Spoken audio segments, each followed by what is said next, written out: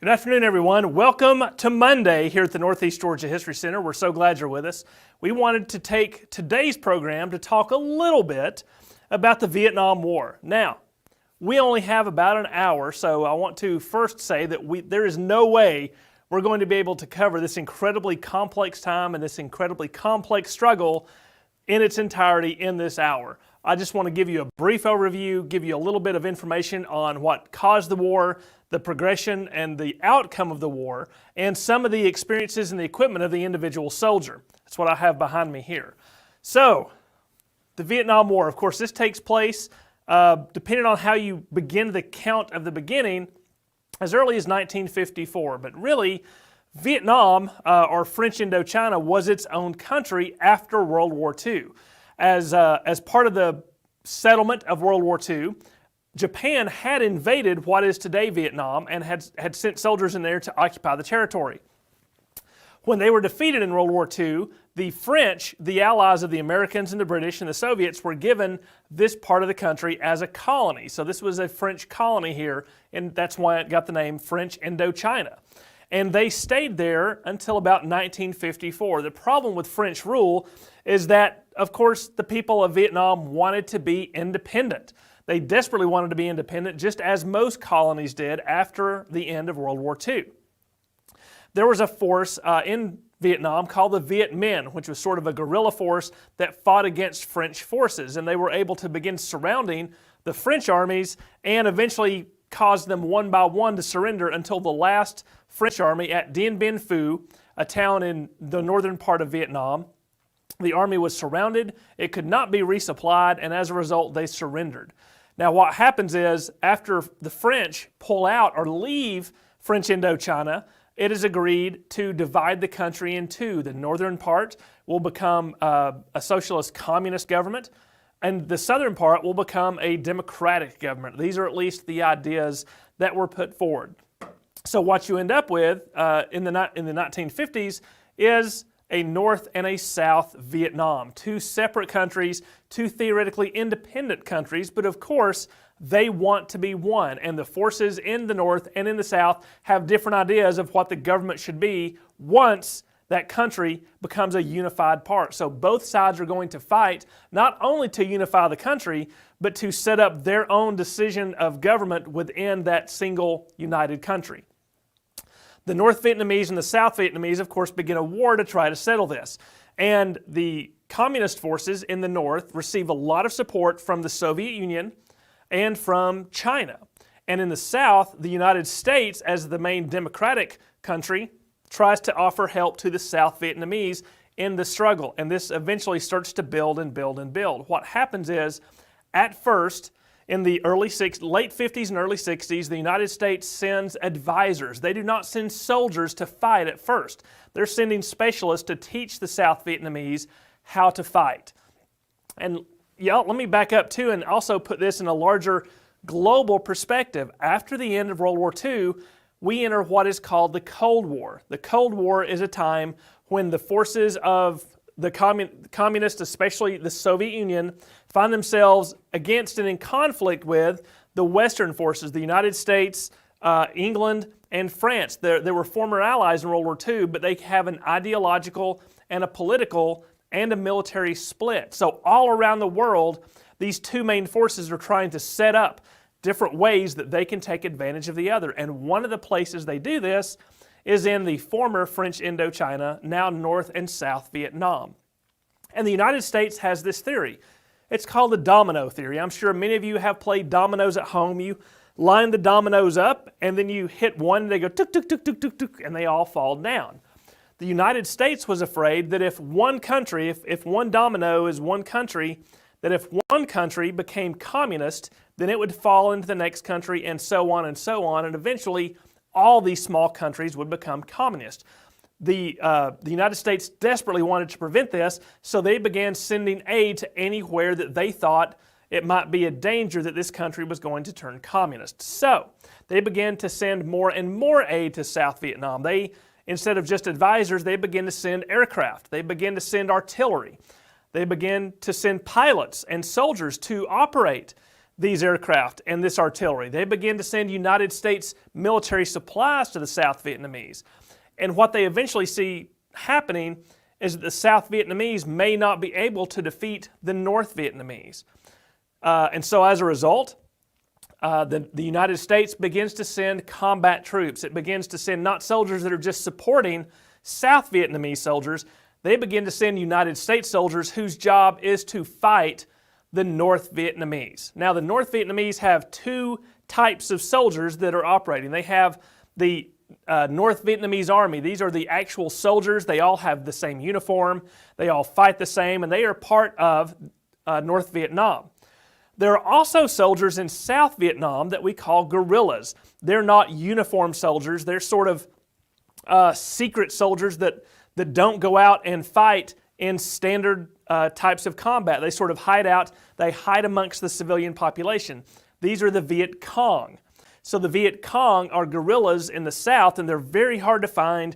They're very hard to defeat because they'll just go, they'll make a quick attack, and then they'll melt away back into the civilian population or back into the jungles or the hills or the tunnels or wherever they may be hiding. So the South Vietnamese and eventually the American forces are having to fight these two types of battles. If we can go over to our map for just a second, I want to sort of show you how this works out from a geographic perspective. So Vietnam sort of stretches along the coast here. South Vietnam is here. This is the yellow part, right? And up here in the north, this part's the land isn't really yellow and pink. We just had to pick those colors. This is North Vietnam, and you can see right here is where they're divided up. There's another country down here called Cambodia. There's another country up here called Laos. Now, all of these were at one time French Indochina, but they were able to split this up. So the American forces begin to fortify the south to attack the north. The northern capital is here in Hanoi.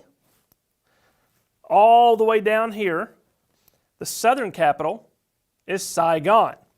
And the main American base where the supplies, the soldiers will come in via sea transport is right here at Cam Ranh Bay. We also have some large airfields right around there at Nha Trang. There's one here at Ben Hoa.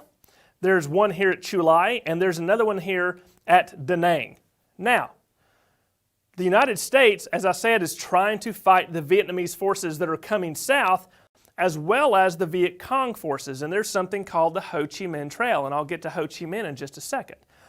This trail goes through a different country. It goes through Laos from right here at the line, from North Vietnam, and it comes through here, and part of it can go into attack here, and part of this can go here. This is how the Viet Cong and the North Vietnamese Army are coming into the south to get supplies and fight and things like that. So what happens is the United States begins to develop bases. Now, remember when the French were here in Indochina, their bases got surrounded and they could not be resupplied. But the United States has some tactical advantages and they have some technological advantages that allow these bases to be supplied. And primarily, that is with helicopters. Helicopters are a relatively new military application. We had helicopters about a decade before in Korea, but they were small and they were mostly used to either observe the enemy or to carry wounded. And only one or two wounded soldiers at a time could be carried on these helicopters. That was it. By the time we get to the 1960s, the United States has a large fleet of very fast, very capable helicopters. The most popular one is called a Huey. And these Hueys can take a lot of different soldiers in, and we have a lot of them so that we can send supplies into these bases. So the bases may be surrounded on the ground, but they're not surrounded in the air, and those helicopters are able to bring in new soldiers, they're able to bring in new supplies, and take out the wounded soldiers. So the idea of helicopter combat is something that predominates our image of what the Vietnam War was for Americans. Now, there are also some places up and down here that are some famous battles. I'm not going to get into all those famous battles today, but here's Khe Sanh. This is what we were afraid would happen. There were a set of Marines stationed here, and they were also surrounded, and people were like, oh no, it's going to be the same as Dien Bien Phu a decade before, well, we were able to resupply and we kept putting in soldiers so that eventually the North Vietnamese army had to stop attacking there. Sort of the same thing happened down in here, down in the south, these different things, and they were able to do it. Now, what happens though is that the United States, to maintain this, gets more and more involved. They have to put in more soldiers, which means they have to spend more money. And because they need soldiers, the United States has something in place called the draft. We don't have this today, but the draft is where, and this has existed in American history for a long time, all the way back to the Civil War. They put different people's names in a big bucket and they draw those names out. And if your name is drawn, you automatically have to go into the Army. That's the draft. And this was something that became very unpopular because this was not a very popular war at home because, again, people felt the need to spend their money on problems that were happening at home. There was lots of poverty. There were lots of things going on in the United States that people wanted to focus on, and many people felt, that the war in Vietnam was taking away from the things that really needed to happen. So it's a complex issue of larger politics, international politics, and domestic policies at home. This makes it somewhat unpopular. Now, the entire country was not against the Vietnam War. There were many people who thought that the United States should support all of its allies everywhere, just as we had always done. So one of the biggest issues with opposition to the war was among young people because, of course, the young people, when they turned 18 or 19, are the ones who are going to be drafted into the military. People don't want to be picked up from their life and put into a war, especially if they don't believe in it a lot of times. So this becomes an issue.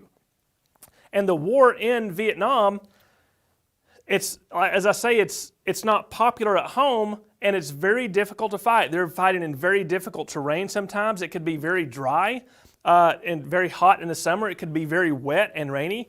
There were parts that were very muggy and almost like a jungle. There was large parts of Vietnam where they would fight that was like a jungle, and we'll get to that a second when we talk about the equipment. But as time goes on, the United States, as I said, has to put more and more and more men and money into the war. And something happens in 1969. The North Vietnamese want to have a big battle to basically force the Americans to leave, and this is called the Tet Offensive. The North Vietnamese sign not a peace treaty, but an agreement that, you know what, Tet is one of their holidays, and we don't want to fight during our holiday, so let's just say that we're going to have peace for a couple of weeks and no one will fight. The North agrees to this, the South agrees to this, and the Americans agree to this. Well, the North Vietnamese are smart strategists, and they think that they'll be able to, if they attack now, they'll be able to have the advantage because everyone is expecting peace. So they have a huge attack, not only from the North Vietnamese army from the north, but all of these guerrilla parts rise up and begin to attack in the cities. And long story short, the American army eventually is able to defeat all of those guerrilla uprisings in the cities. And the Viet Cong have tens of thousands of casualties because of this, and because of the Tet Offensive losses, and because of the Americans going after the Viet Cong the Viet Cong more or less ceases to be a problem in South Vietnam. In effect, militarily, the Americans eventually win the Battle of Tet. But the problem is, and this is something that we take for granted nowadays, but this was the first war where people were able to see on their television footage from the war that had happened that very day. And so when people are seeing this in the news, it makes them very upset, it makes them very concerned, and they see that perhaps with what they're seeing on television, the war is not going to be won, and so they want to get out. So ironically, even though the Tet Offensive turned out to be a military victory for the American military, from a point of view of the will of the people at home to continue the fight, that will from the people at home starts to go away to almost nothing, and it forces our elected officials to eventually seek a way out. Not even necessarily to win, but just to find a way out. So over the next year and a half, people from the Nixon administration begin to talk to people from the North, and they agree eventually that the United States will withdraw its combat troops from Vietnam and go back home to the United States. And the United States would only give some money aid and some military equipment to the South. And eventually what happens is they cut off all aid because it's become too unpopular at home. And eventually the North is able to then attack the South very effectively. And in 1975, the Northern forces get all the way down to Saigon.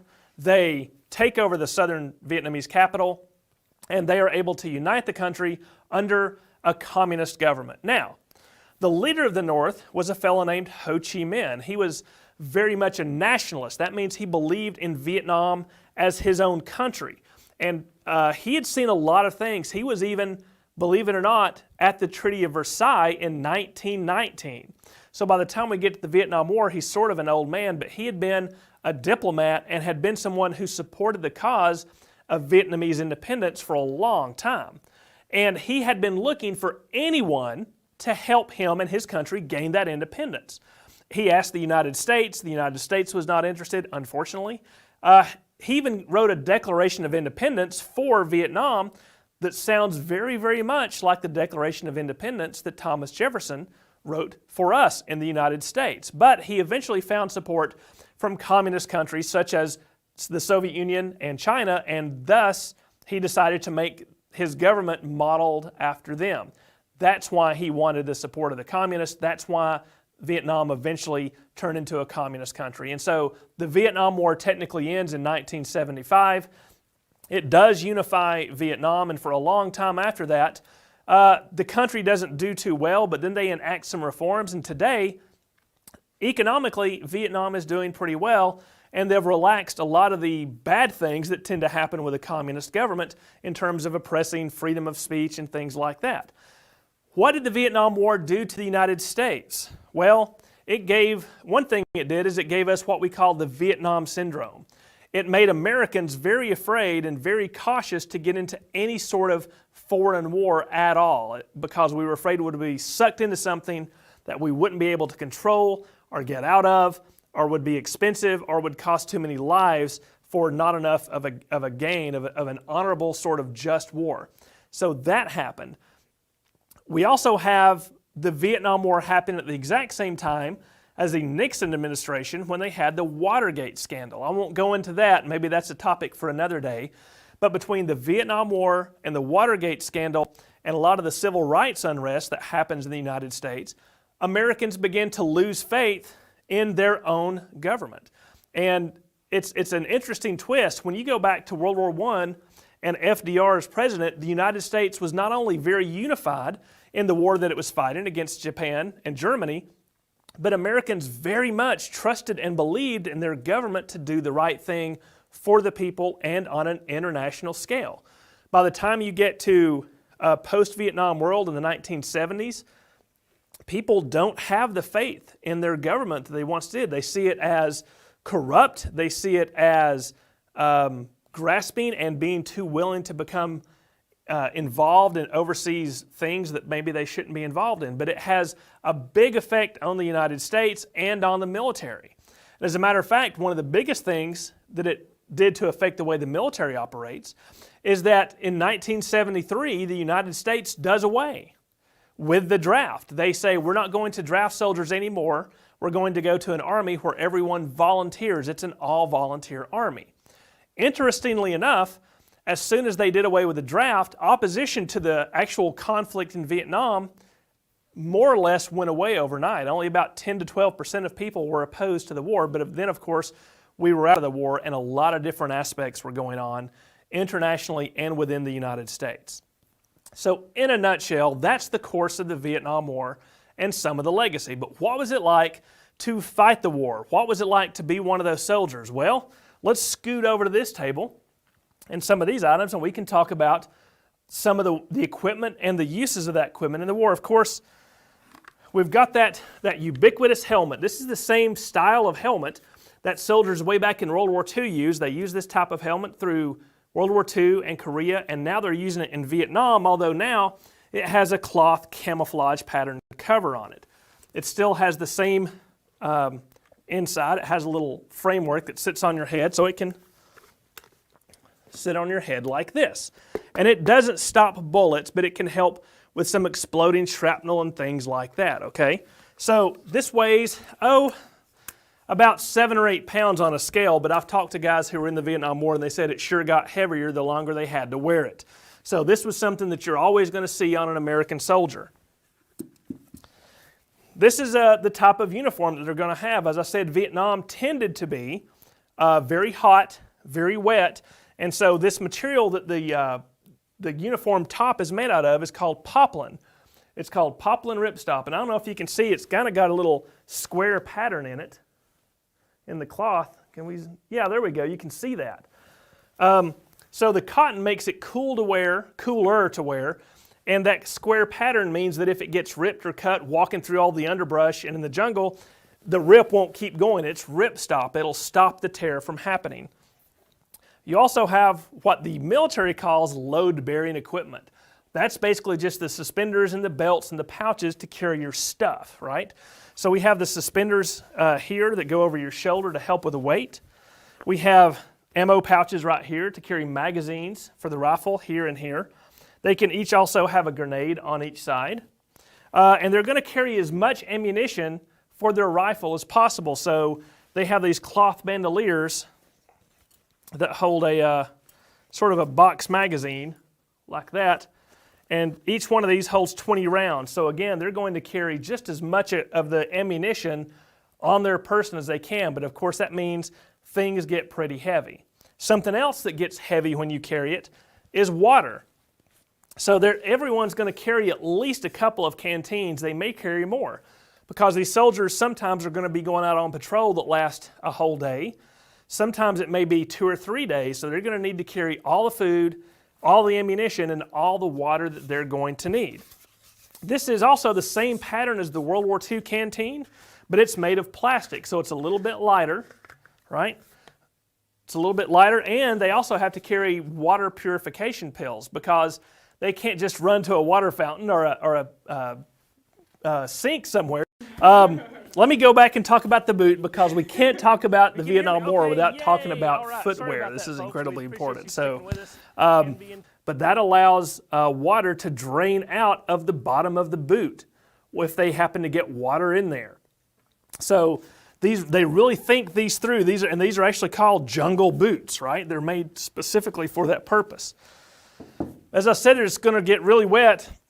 So one of the things that soldiers are going to carry a lot of with them is the lowly sock, because dry socks can make all the difference in how well your feet are taken care of. So they're going to carry a lot of cushion sole, OD green, cotton socks, right? It seems simple, but these things become incredibly, incredibly important.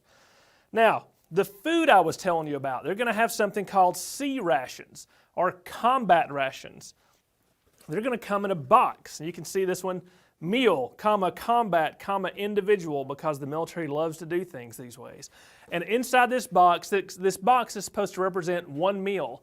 And it's going to have some accessories in it. It's going to have some canned goods. And for example, there's a B2 unit.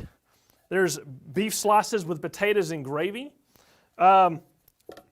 There's even white bread. The bread comes in a can. Yeah. It just says white bread on it. White bread from the American Bread Company in Nashville. There's even a little tin of peanut butter, and this is actually made in Dawson, Georgia. Yeah, so there's some, and by the way, all this is original. So this is made in Dawson, Georgia, peanut butter tins. And usually what they would do is they wouldn't carry these boxes with them. They would take the boxes apart in camp and sort of just stick the cans in their pockets and their packs, even put them in socks, right? They could put 3 or 4 cans in a sock and carry them that way. They're also going to have a little accessory packet that comes in there. And here in the accessory packet, they're going to have a little plastic spoon. That's what they eat everything with, right? They're going to have some matches, a book of matches. Here is some instant coffee. Here's some sugar for the instant coffee, a cream substitute for the coffee. And this is important too. This goes to show you how the military is perhaps more prepared than we are. Every meal comes with this little packet of paper. Now, can you guess what this paper may be? This is their tissue paper. This is their toilet paper, right? This is all they get for about a day and a half, or not a day and a half. They would have maybe 2 of these a day. So they certainly knew how to take care and make their toilet paper last. Let's all take a lesson from those brave veterans from the Vietnam War. As I said, it was very wet, so they would often carry a towel with them. They might take the towel, put it around their neck like this to kind of dab the sweat off of them, to keep the other moisture off of them. And if it really started raining, you're going to have this sort of this rubber poncho, right? Here's the hood, it just goes over their head, and then they're going to put it over their arms like that, and that's going to kind of, maybe, help keep the rain off of them. Now, the weather and the wet was always the biggest issue, and you notice that these ammo pouches, the belt, and the suspenders, these are made of cotton. Cotton's very durable, but when it gets wet, it soaks the water up, it becomes heavy, and it can start to deteriorate and sort of rip because it just gets rotted from so much weather. So they began to develop new pouches and new equipment made out of nylon fabric, right? And this is what they still use today. Instead of cotton, this is nylon fabric. It's the same exact kind of pouch. It has the little grenade holders on the side, has the place inside to put the magazines. But they begin to think about saving weight too. So here, they've got a cool little shovel that they would carry. And this folds in, and it unfolds, and you can dig your latrine, you can dig a foxhole or anything like that, and then when you're done, it just, wait a minute.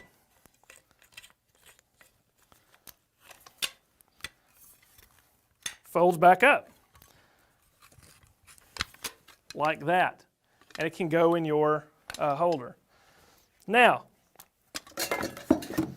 they also needed to prepare folks for serving, so they had a lot of literature and a lot of books. Here's an important one. Soldiers were issued with these, or could purchase them if they wanted to. They're in Vietnam, they're going to need to know how to speak the language. So this book would have different phrases that they could use. You see, where is the post office? When does it open? Where can I buy stamps? And they have the words next to it. Thera ong so bien din adao. Where is the post office? And this entire book has all these important phrases. Now, this is kind of neat. I don't know if there's anybody out there who likes comics, but the military realized that getting soldiers to read manuals about how to maintain weapons and take care of jeeps and vehicles and things like that can be pretty boring, so they put some of these into a comic book format.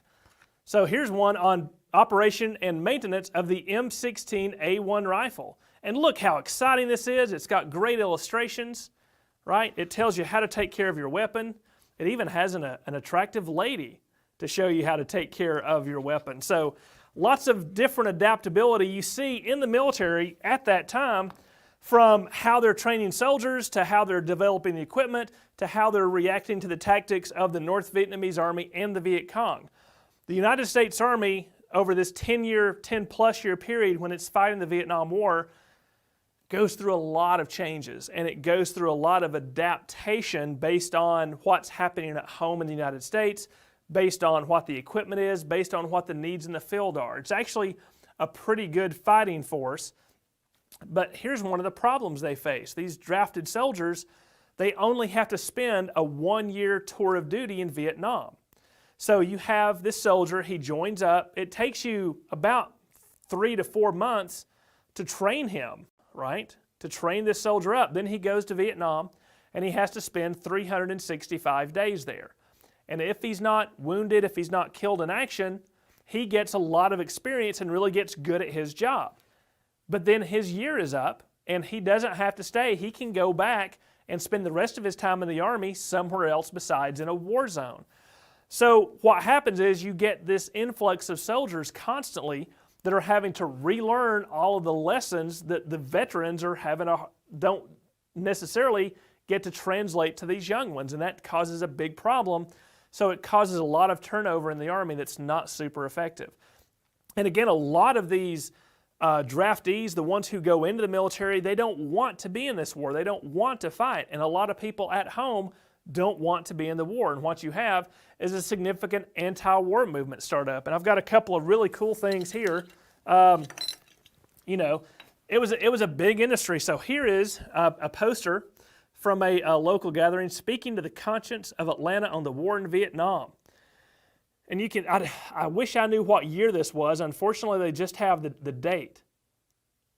But this was a very, very common thing. Lots of folks were getting together. Lots of folks were working together to try to change the course of the war in Vietnam and have the United States get out of the war. And as I said, this eventually built up until the point the elected leaders had to listen and had to start making things happen. You know, and lots of underground presses, they weren't being suppressed, but lots of different people were publishing a lot of different things. So here's one on Huey Newton, who was arrested for his anti-war sentiments, among other things. But, you know, and there's a lot of different publications that can take place. These are mostly Georgia specific, but these are happening all over the country. And it's sort of the birth of the button, right? So we have a couple of really neat buttons here that were very, very popular. There were all kinds of anti-war buttons. One says, "Tell it to Hanoi," and here's another one with a black and a white hen holding a dove, a symbol of peace. So it's a commentary on racial equality as well as an anti-war sentiment. And again, this is sort of the golden age of buttons, and you see a lot of that sort of thing taking place.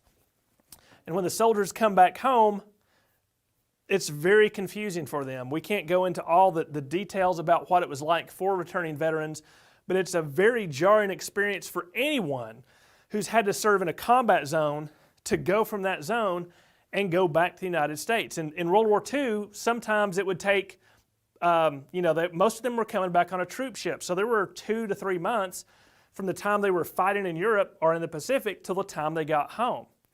These guys, they're on the front lines, literally fighting a war. They get in a Jeep, they go to an airfield, from an airfield to California, they get off that plane sometimes in 24 hours, they're immediately back in the United States, in the world as they call it. There's not a lot of time for transition, there's not a lot of time for readjustment, and that rapidity of coming back and being thrust into the regular United States so quickly starts to have a really, really big effect on those returning veterans. Now, I've talked a lot trying to set all this up, but I want to open it up and do the best that I can to answer any questions that y'all have. Okay, Helen wants to know, who was the president at the time and how did he feel about this? Yeah, so the question is, who was president at this time and how did they feel about it? Well, we had a couple of different presidents. Actually 3. John F. Kennedy was president when a lot of the United States advisors, when the United States really began to get involved in South Vietnam, it was John F. Kennedy, because it was very much during the time of we have to stop the communists wherever they're at. So he begins to send the advisory troops and the support troops to Vietnam. Well, he's assassinated, and his vice president, LBJ, Lyndon Johnson, takes over. It's Lyndon Johnson who ends up sending large amounts of American combat troops to South Vietnam.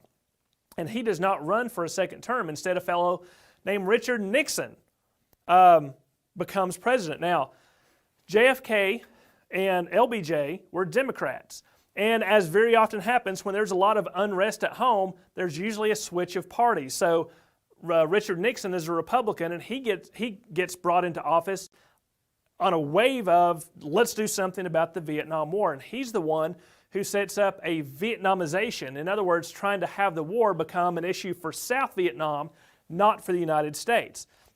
And it's during his presidency that a lot of the American diplomats and the Vietnamese diplomats reached the agreements that eventually withdraws the United States from Vietnam. All right. Jonathan wants to know, from a military standpoint, was there ever a time we could have achieved victory, like allowing Westmoreland to carry the war into Cambodia and allow us to cut off the Ho Chi Minh Trail? That's a good question. The question is, was there ever a time militarily where we could have actually won? Because there was a big issue with where we were going to fight. Could we swivel the camera to the? What he's talking about is, could we have gone into Cambodia or Laos to attack the North Vietnamese? Because the North Vietnamese soldiers were going into both countries. But because of the way we wanted to fight the war, we did not want to put troops into a country that did not want us. So we sort of have to respect the sovereignty of those different nations. As a result, that means we can only go up into this very, very narrow area. Could we ever have militarily won? Depending upon who you ask and how you look at it, we sort of did militarily win in Southeast Asia. As I said, we were able to defeat the Viet Cong and suppress a guerrilla fight, which is not an easy thing to do. We certainly overawed the North Vietnamese army, but the problem becomes in the will at home to carry the war on. And throughout history, wars are won in the will of the people fighting them. If the will especially democracies, that's one of the great and difficult things about democracies. In a democracy, if the people are not wanting to fight the war, if there's not a good amount of will for it, doesn't matter how successful you are militarily, you're not going to be able to achieve that knockout military victory blow that you're trying to get. Speaking of morale, Tootsie wants to know, tell us how the draft affected morale. Was it a factor in not being successful, or did the attitudes change once they were in combat? That's a good question. The question is, how did the draft affect the morale of the soldiers? Did it have a negative effect? Did it have an effect once they were in combat? It certainly did have a big effect on morale. When you were drafted, again, and this was only males, when you signed up for selective service, they would draft the males, and when you were drafted, you had to show up or you would go to jail. Or they would come and find you and either put you in jail or force you to join up. So there's not a lot of choice to this. And when you're drafted, you don't necessarily believe in the cause you're fighting for. So you're not going to want to really do your best when you get over there. Now, when you look at men in combat, especially small groups in the size of a squad, say 10 men up to a platoon of about 40 men, what you see is that this is throughout history. This is not just the Vietnam War, but what you see is the fighters become less concerned about what the war is for, and they become concerned with supporting their fellow soldiers that are very, very close to them. It becomes about morale amongst those men, and it's that morale between the men that really drives how effective that the individual fighting forces can be. That's what it becomes about, is taking care of the buddy next to you and knowing that he's going to be taking care of you and that he's got your back. What the war is about and what the causes of it are not that important when you're in a foxhole this deep and you're having to depend upon each other. So that still didn't mean they didn't want to go home. Everyone wants to get away from where people are shooting at you. But the morale overall was not that great in Vietnam. Now, there are I've talked to a lot of different Vietnam vets, and I encourage it for you at home to do that too. A lot of you probably have a dad or a granddad who served in the Vietnam War, and there is no better way to learn about history than to talk to someone who was actually there in the times that you're exploring and trying to learn about. So you're going to get a different point of view from everyone you talk to, and every one of those points of view are equally important. Sorry, I had to do that little sideline there because nothing's better than primary research, especially if it's someone that's close to you, a family member or a friend. Can you discuss the role of women in the Vietnam War? I can. Yeah, the question is, can I discuss the role of women in the Vietnam War? Well, as I said, women were not drafted. They were not part of selective service, but women did serve. Lots of women served as nurses. They had to volunteer. And nurses usually had some sort of advanced education, advanced training to be nurses, and several thousand nurses would go to Vietnam and serve in the hospitals there. Some of them died in action. Some of them were wounded, and some of them they were not pulling triggers per se, but they were still involved in a lot of combat. There is, in Washington, D.C., there's actually a great memorial to the women and the nurses of the Vietnam War. If you want to take a Google at that, or if you've been fortunate enough to go there on the National Mall, it's there next to the Vietnam War Memorial, and it's really neat because those women, as I said, they were all volunteers. They were remarkably brave, and they faced a lot of things that women may not have to face today in terms of how they were perceived, in terms of the roles that they were expected to fulfill. So kudos to all those nurses. Can you discuss the types of weapons that a soldier might use? Yeah, let me talk a little bit. The question is, what sort of weapons would a soldier use? I'll sort of focus on the American forces. By and large, during the height of the Vietnam War, they had something called the M16 rifle. And Libby, you may want to pull up an image and just flash it on the screen. But basically, it's a fully automatic. That means when you pull the trigger and hold it down, it's going to keep firing bullets until it's out of ammunition. And those magazines hold about 20 rounds of ammunition. It's a shoulder-fired weapon, so you're holding it like this. And the ammunition is fairly smaller. They had gone to a smaller type of ammunition from World War II so that you could carry more of it. There we go. So you can see that's an M16. You can even see one of the shells coming out of the side, and the magazine going up from the bottom there. And compared to a World War II weapon, which was made of wood and steel, this one did not have any wood in it whatsoever. It was sort of a technological change. It was made of plastic so that it was lighter, so that it wouldn't be damaged as easily. And a lot of soldiers did not like that. They thought Mattel is a company that made toys, and they said, you can tell it's Mattel because it was made of plastic. And the first ones that were sent to Vietnam had a lot of trouble jamming because of the environment. They were able to fix those issues pretty quickly, and it became a reliable weapon.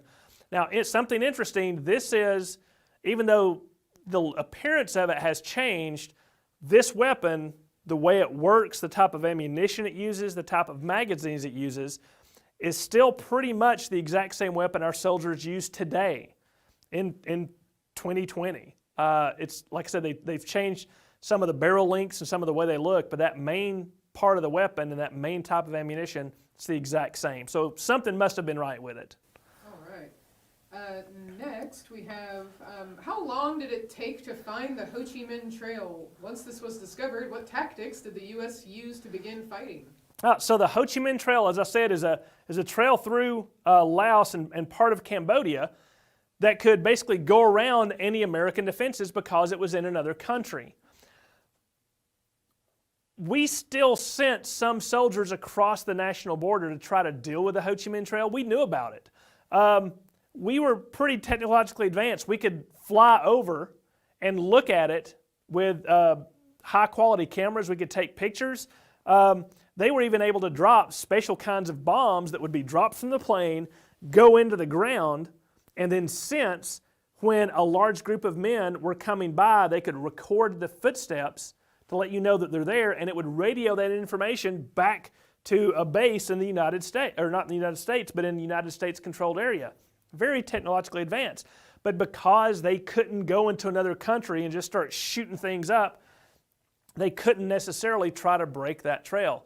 And remember, I say vehicles, they rarely used motor vehicles for this because they're too loud and too well observed. This was men carrying stuff on their back or on bicycles, bringing all this equipment down to the Viet Cong.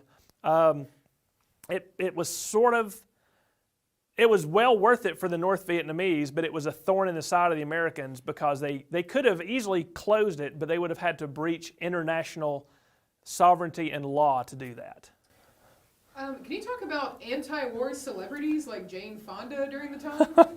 Yeah, so the question is, can I comment on Jane Fonda and other anti-war celebrities? Jane Fonda is certainly the most famous and somewhat reviled by many because it's one thing to be opposed to the war that your country is fighting because you think it may be wrong, you think it may be too expensive, you think it may be unjust. But Jane Fonda, for many people, tended to go a little bit too far when she actually traveled to North Vietnam and met with North Vietnamese and sort of supported them in their efforts to get independence. So lots of, there were different celebrities, and this is also tied to communism and the fear, not the fear, the concern of communists within the government, of communism within the United States. Remember, this is during the Red Scare, when we were afraid that communists were hiding behind every pillar and post. And whether they were or not,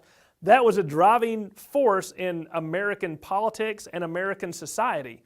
And so lots of celebrities who did come out against the war were trying to make it very clear that they were not in favor of communism. They were merely against the war.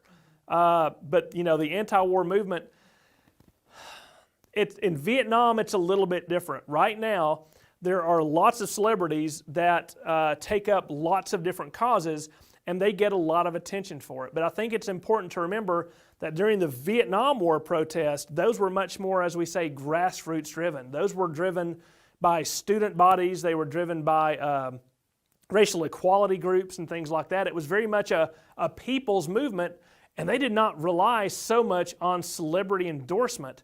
It was a much more unified mass movement than it was having celebrities be spokespeople. Can you talk about chemical weapons and Agent Orange in particular?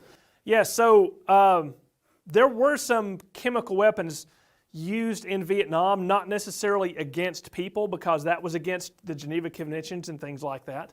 One of the biggest was Agent Orange, and the idea behind it was that if the Viet Cong and the North Vietnamese Army were hiding in the jungle and it was hard to find them, maybe we should just make the jungle go away.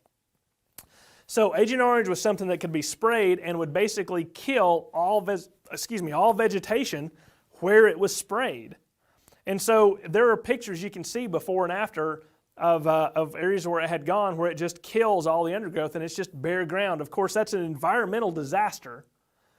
It gets into the water in lots of things, and there have been a lot of claims, and they seem to be very, very valid, that people who were involved or who would go through areas where Agent Orange had been spread, or those who were whose jobs from the air were to help spread it, caused a lot of disease and sickness and maybe different types of cancer. We did not use any chemical weapons that were specifically against people like World War I, like tear gas and mustard gas and phosgene and things like that. But Agent Orange is the big one that we did try to use to make the battlefield more effective for our forces. All right, some quick fire questions. Yeah. How many people were in the Vietnam War? Oh, question is how many people were in the Vietnam War? That's a tough one. I think about 1.2 to 1.5 million Americans fought in the war. 58,000 lost their lives. The numbers for the Vietnamese, North and South, dead vary from anywhere from 1 million to over 3 million. So it's hard to pin those numbers down exactly. But a lot of people, obviously if you're in Vietnam, if you are Vietnamese, the war is going to affect you in some way. So you could argue that everyone in Vietnam, North or South, was affected by the war or participated in it in some way. For Americans, the numbers are not nearly the entire nation, but several million people were involved directly or indirectly with it. And that 1.2, I can't remember. You really may need to go look that up. But it's a fairly small number of the current population, but you have to remember that almost everyone who did go to Vietnam, a lot of them saw some kind of action somewhere. Looks like a quick search says 2.7 million Americans served in Vietnam. Okay, 2.7 million Americans served in Vietnam. Overall, not at one time, but that's the entire course of the war. Yeah.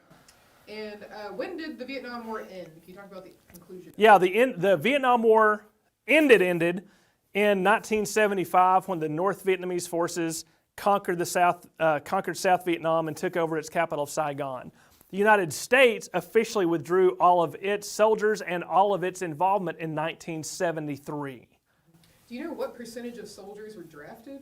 Or men were drafted? Yeah, so what percentage of soldiers were drafted? Actually, a little bit less than you would think, because when your number came up to be drafted, you had a choice.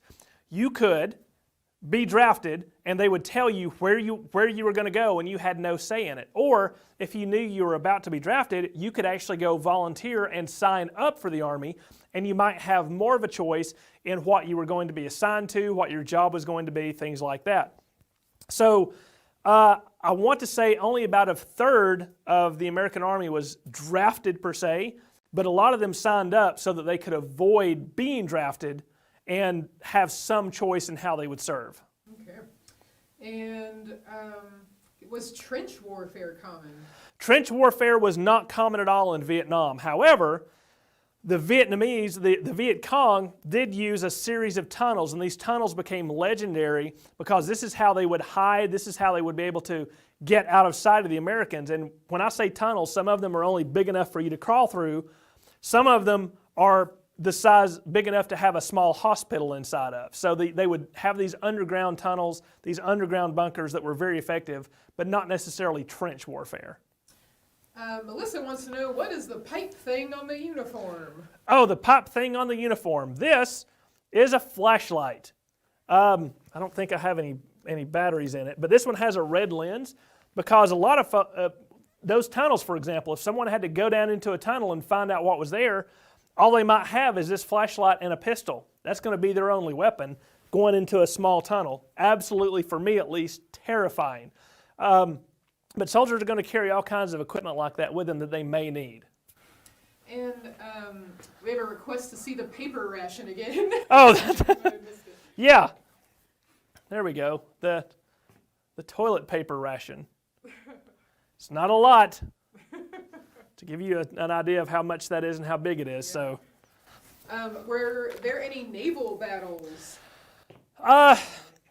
There were not naval battles per se. One of the things that got the United States involved in the war was the Gulf of Tonkin incident, which is where small Vietnamese craft attacked a U.S. warship, and they didn't do any damage, but it was attacked. Now, again, no naval battles. North Vietnam didn't really have a navy, but the United States Navy was very involved. Submarines and warships tried to do blockades of North Vietnam to keep supplies from coming in. American aircraft carriers would every day have airplanes fly from the carriers to attack North Vietnamese forces, and a lot of folks were involved in other naval ways, especially flying in supplies or even anti-submarines like P-3 Orion aircraft. Last few questions. Can you talk about graffiti that U.S. soldiers put on their helmets? Yes. A lot of soldiers, because they were somewhat rebellious because they were draftees, would try to put graffiti on their helmets. This one doesn't have any. Sometimes they did have some. And it really depended upon your unit commander and the officers what they would allow. Some of them just didn't care as long as you did your job and you were a good fighter. Some of them forbade it from being written on it, and they would make you take it off or whatever. So it varied from unit to unit, varied from station to station, and could be as plain as an American flag or a handwritten peace symbol. It could include all sorts of things, but usually officers wouldn't allow very much to go on. 2 more questions. Was there any psychiatric help for troops during the war, after the war? Was there psychiatric troops for helps during the war? Not a little bit during the war. We call it PTSD now, post-traumatic stress disorder. They did have something like that. They just had a different name for it, and they would try to treat it. But a lot of soldiers, when they came back, didn't get help, couldn't get help, refused to get help for that sort of thing. So it was available, but in a much more limited way than it is now. Last question. What are some books you'd recommend for further study on the Vietnam War? What are some books I would recommend for study on the Vietnam War? There are a lot of books out there, but there's one book, I think it's by Gilbert, just called Vietnam War, A History. Martin Gilbert. I should have brought some of the books with me to talk about that. That's a very grown-up book. There are a couple of good books for kids. There's one, I don't know if moms and dads and teachers, if you've ever seen the Eyewitness books, those really cool hardcover books that have lots of pictures in them. There is one on the Vietnam War. I have that one, and it's actually a very good one. It shows a lot of different equipment, a lot of different artifacts, a lot of different pictures, but it also sort of gives a good story, a good summated story of the war. All right, folks, thanks for tuning in. I hope I was able to answer some of your questions. I hope I was able to sort of put a little bit of clarity on something that's very complex and very long-term in American history. I'm Glenn Kyle with the Northeast Georgia History Center. We hope you stay safe, and we hope that if you're able to give us any support whatsoever during these times that you can do that. Just go to our website and click on that donate button. But until tomorrow, we'll see ya.